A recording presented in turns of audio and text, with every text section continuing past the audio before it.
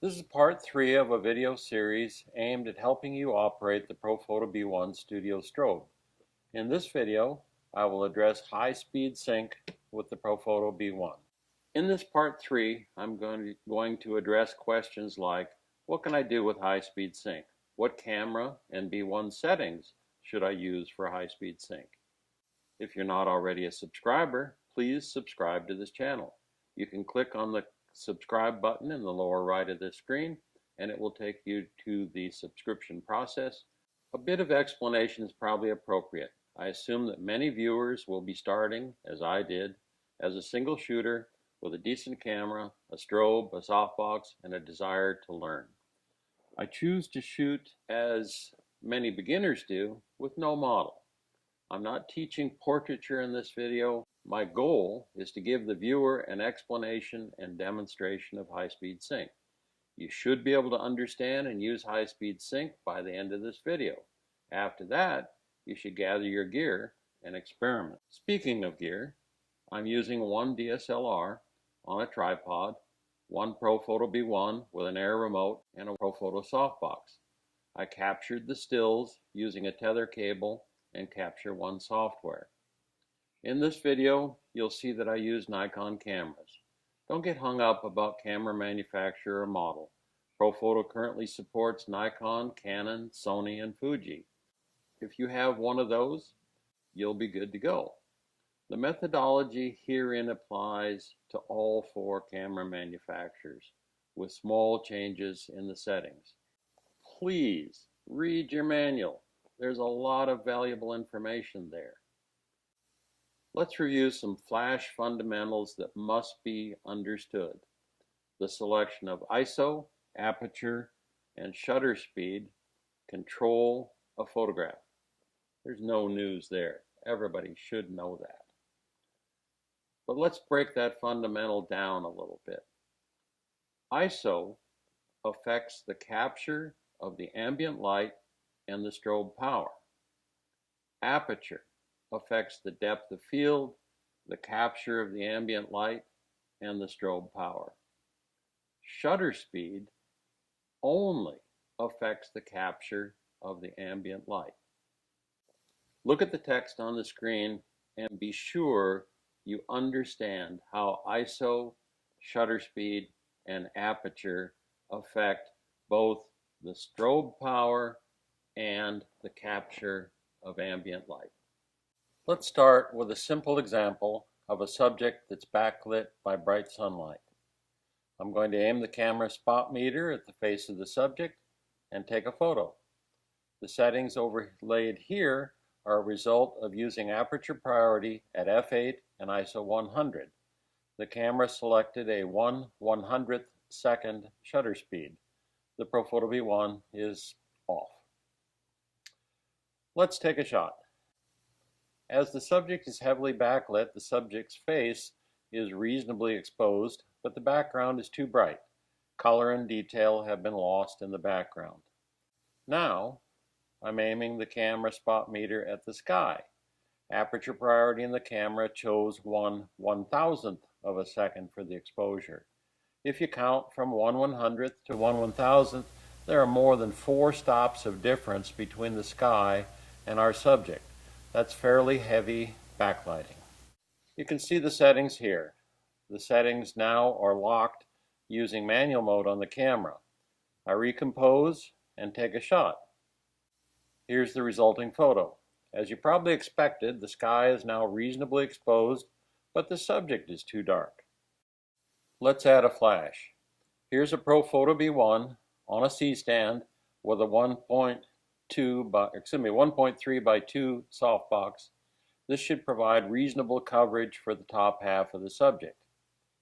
As you may know, Nikon cameras have a flash sync shutter speed of 1/200th or 1/250th of a second, depending on model. This is the shortest shutter speed where the entire sensor can be exposed as a whole. For Canon, the range is similar at 1/160th of a second to 1/250th, again, depending on the camera model. The camera is set to the same shutter speed as the last photo. The exposure for the sky, which was 1/1000th of a second. But wait a minute, you say. How can we shoot with a flash at 1/1000th of a second? This is significantly shorter shutter speed than the minimum flash sync speed. An answer is the high-speed sync function. Before we go too far, you should remember high-speed sync is only available on the Profoto B1 when you use the Profoto Air remote to control the strobe. The Air remote needs to be in TTL mode so that it will evaluate the strobe power necessary to expose the subject properly. If you use manual mode on the Air remote, you'll have to choose the strobe power setting yourself. Let's take a photo.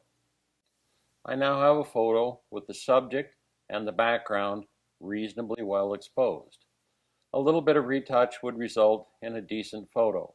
The last shot was at 1/1000th of a second, f8, ISO 100. I've increased the shutter speed so that we can further darken down the ambient. I should remain well exposed. Let's go ahead and take the shot.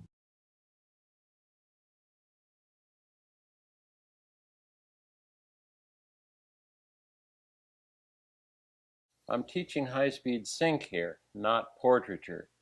Better photos can certainly be taken. Among other things, a better model. There's a little bit of downside to high-speed sync. High-speed sync takes significantly more power than a regular flash. For Nikon, the Profoto B1 uses power in the range of 8 to 10. That's 80 to 100% of its 500 watt-second capability. For Canon, the range is 7 to 10. From part 2 of this series, you may recall that the faster the shutter speed, the more flashes it takes to fully illuminate the sensor. High power and many flashes results in high battery demand. If you're using small apertures like f/16, you'll need a lot of power. More than one Profoto B1 could be necessary. Modifiers absorb light, so they don't make the power issue any better. It's also a problem if the B1 is far from the subject. The inverse square law will always be in play. If you run out of power, you can increase the ISO to ease the problem. You'll need to adjust your shutter speed to compensate for the change to the ambient light. Choose your camera settings wisely. This can be a balancing act. So, we've captured a backlit subject with reasonable exposure of the subject and the background. In what other situations will high-speed sync assist us? The answer is when motion comes into the shot. Let's go back to our subject at the 1/100th shutter speed used for the first shot. If there is subject motion, motion blur will be apparent. But at the 1/1000th shutter speed used in the high-speed sync example, the motion will be frozen. In the following shot, I am swinging a small piece of webbing back and forth. I'm taking the shot at the 1/1000th shutter speed, and you can see in the resulting photo here that the motion of the strap is frozen. Now, of course, nobody's going to take a picture of me going back and forth with a strap. That's kind of silly. But imagine your bride who is swinging around and maybe throwing flowers or whatever. You may wish to freeze that or freeze the dress. Anyway, with high-speed sync, you have a good chance to freeze motion when you use the high shutter speeds. This is the end of this video. I hope I've assisted you on your photographic journey. Now, get out of the recliner and work high-speed sync. Work your camera. If you haven't already, hit that subscribe to button in the bottom right of the screen and join this channel. I'd appreciate it. I really hope you've enjoyed this. Thanks for watching. JagerPhoto.com is your source for headshot and portrait photography in Eastern Washington. If you can't come to us, we can come to you. iMark Productions does wildlife and landscape photography, but we also do custom vehicle shoots.